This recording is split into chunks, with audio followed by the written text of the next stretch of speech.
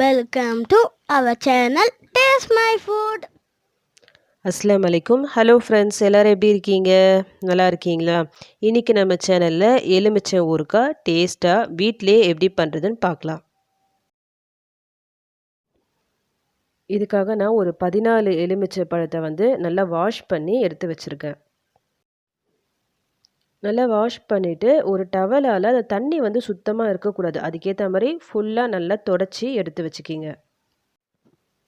இப்போ இந்த லெமனை நம்ம கட் பண்ணி எடுத்துக்கலாம். நான் ஒரு லெமனை டோட்டலாக 8 பீஸ் வர மாதிரி இந்த மாதிரி ஸ்கொயர் ஸ்கொயராக கட் பண்ணி எடுத்து வச்சுருக்கேன். இதே மாதிரி எல்லாத்தையும் நம்ம கட் பண்ணி எடுத்து வச்சிடலாம்.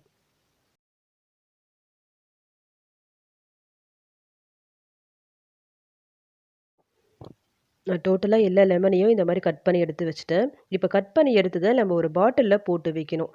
பாட்டிலில் பொறுத்த வரைக்கும் ஒன்று கண்ணாடி பாட்டிலாக எடுத்துக்கோங்க, இல்லைனா பிளாஸ்டிக் பாட்டில், அப்படி இல்லைனா செராமிக் அந்த மாதிரி யூஸ் பண்ணிக்கிங்க. அலுமினியம், சில்வர் சொல்லிட்டு அந்த மாதிரி எந்த கண்டெய்னரும் யூஸ் பண்ண வேண்டாம். இப்போ இது எல்லாத்தையும் நான் இந்த பாட்டிலில் போட்டுட்டேன். இதுக்கு மேலே ஒரு 2 கைப்பிடி அளவுக்கு உப்பு, இது கல் உப்பு தான் நான் போட்டிருக்கேன். இது போட்டு நல்லா ஒரு குலுக்கி எடுத்து விட்டுக்கலாம். நம்ம போட்ட உப்பு அந்த லெமனோட எல்லா பார்ட்ஸ்லேயும் ஃபுல்லாக நல்லா பரவணும். அதுக்கேற்ற மாதிரி நல்லா ஒரு குலுக்கி எடுத்து வச்சுக்கிங்க. இது அப்படியே மூடி போட்டு அப்படியே விட்டுருங்க. இது ஒரு நாள் அப்படியே இருக்கட்டும். மறுநாள் காலையில் நம்ம பார்க்கலாம். இப்போ மறுநாள் எடுத்து நான் ஓப்பன் பண்ணி வச்சுருக்கேன். இப்போ இன்னும் கொஞ்சமாக உப்பு நம்ம சேர்த்துக்கலாம். கல் உப்பு தான் நான் சேர்க்குறேன். போட்டுட்டு மறுபடியும் சும்மா இந்த மாதிரி ஒரு குலுக்கி வச்சுருங்க. இதை அப்படியே மூடி போட்டு திரும்ப ஒரு நாள் இது அப்படியே இருக்கட்டும்.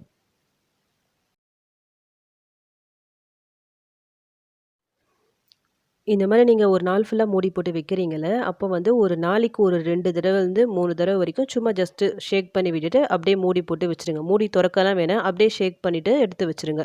இப்போ நான் நெக்ஸ்ட் டே நான் ஓப்பன் பண்ணுறேன். இப்போ இதில் நான் கொஞ்சமாக வினிகர் சேர்க்க போகிறேன். எந்த அளவுக்கு சேர்க்குறேன்னா, ஒரு 1/2 கப் அளவுக்கு வினிகர் சேர்த்துருக்கேன். அதாவது 125 ml இருக்குது. வினிகர் சேர்த்து நம்ம ஊறுகாய் செய்யும்போது டேஸ்ட்டும் ரொம்ப நல்லாயிருக்கும். சேம் டைம் அவ்வளோ சீக்கிரம் கெட்டு போகாது. இது ஒரு ஷேக் பண்ணிவிட்டு மறுபடியும் மூடி போட்டு வச்சுருங்க. வினிகர் சேர்த்துட்டு தேவைப்பட்டால் இன்னும் கொஞ்சம் எக்ஸ்ட்ரா சால்ட்டு போட்டு கூட நீங்கள் மூடி போட்டு வைக்கலாம். ஏன்னா ஊறுகாவை பொறுத்த வரைக்கும் சால்ட்டு நீங்கள் எவ்வளோ போட்டாலும் அதை அப்படியே ஃபுல்லாக அப்சர்வ் பண்ணிக்கும். ரொம்ப உங்களுக்கு கரிக்கிற மாதிரி இருக்காது. ஊறுகாயில் எப்போவுமே கொஞ்சம் உப்பு அதிகமாக தான் போடுவோம். ஏன்னா அப்போ தான் அது ரொம்ப நாள் கெடாமல் நல்லாயிருக்கும்.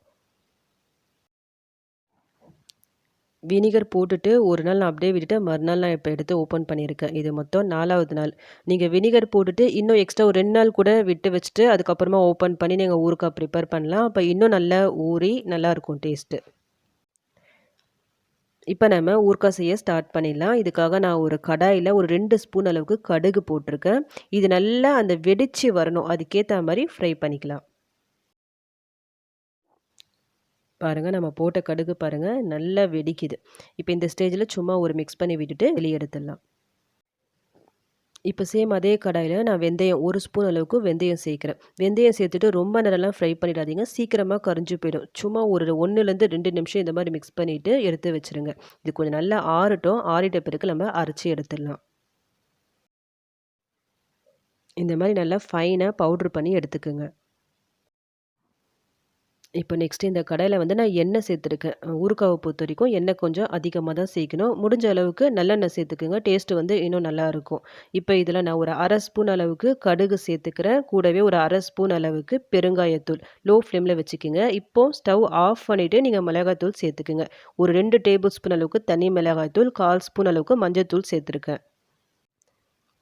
ஸ்டவ் ஆஃப் பண்ணிவிட்டு மிளகாய்த்தூள் சேர்த்தோம்ல, நல்லா ஒரு மிக்ஸ் கொடுத்து விட்டுட்டு இப்போ ஸ்டவ் ஆன் பண்ணிக்கலாம். இப்போ நம்ம ஆல்ரெடி 4 நாளாக ஊற வச்சுருந்தோம்ல இந்த எலுமிச்சை பழத்தை, அதை இதில் போட்டுக்கலாம். இந்த ஸ்டேஜில் நீங்கள் சால்ட் செக் பண்ணிக்கிங்க. கொஞ்சம் கம்மியாக இருக்க மாதிரி இருந்துச்சுன்னா எக்ஸ்ட்ரா கொஞ்சம் சால்ட்டு போட்டு மிக்ஸ் பண்ணி விட்டுக்குங்க.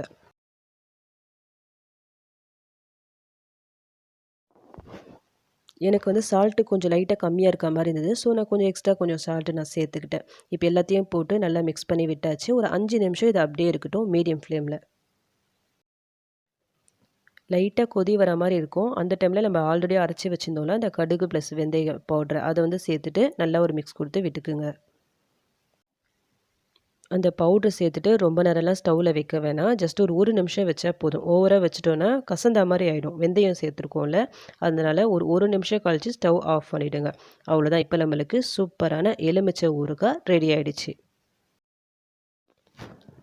நம்ம செஞ்ச ஊறுகாய் கம்ப்ளீட்டா ஆறணும். நல்லா ஆறிட்ட பிறகு இந்த மாரி கண்டெய்னர்ல போட்டு ஸ்டோர் பண்ணி வச்சுக்கங்க. எப்பவுமே ஊறுகாவ நீங்க ஸ்டோர் பண்ணி வைக்கும்போது, ஒண்ணு கிளாஸ் பாட்டில் அதாவது கண்ணாடி பாட்டில், அப்படி இல்லன்னா பிளாஸ்டிக் பாட்டில், அப்படி இல்லன்னா செராமிக் பாட்டில். இதில தான் நீங்க போட்டு வைக்கணும். இந்த அலுமினியம், சில்வர் அந்த மாரி கண்டெய்னர்லாம் என்னைக்குமே யூஸ் பண்ணாதீங்க. இத நீங்க ஃப்ரிட்ஜில வச்சு யூஸ் பண்றதா இருந்தா 3 டூ 4 மாசம் வரைக்கும் தாராளமா வச்சு சாப்பிடலாம். ஒண்ணும் கெட்டு போகாது. இது டேஸ்ட்ட பத்தி சொல்றதா இருந்தா, சாப்பாடுக்கு சைட் டிஷ் எதுவுமே உங்களுக்கு தேவையில்ல. வெறும் இந்த ஊறுகாய் ஒண்ணு போதும். இத ஒரு டைம் நீங்க வீட்ல செஞ்சுட்டீங்கன்னா, நெக்ஸ்ட் டைம் கண்டிப்பா கடையில வாங்கவே மாட்டீங்க. அந்த அளவுக்கு செம்ம டேஸ்ட்ல இருக்கும். நீங்களும் இத வீட்ல ட்ரை பண்ணி பாருங்க. அப்படி ட்ரை பண்ணி பார்த்துட்டு சூப்பரா வந்துச்சுன்னா, மறக்காம எனக்கு கமெண்ட் பண்ணுங்க.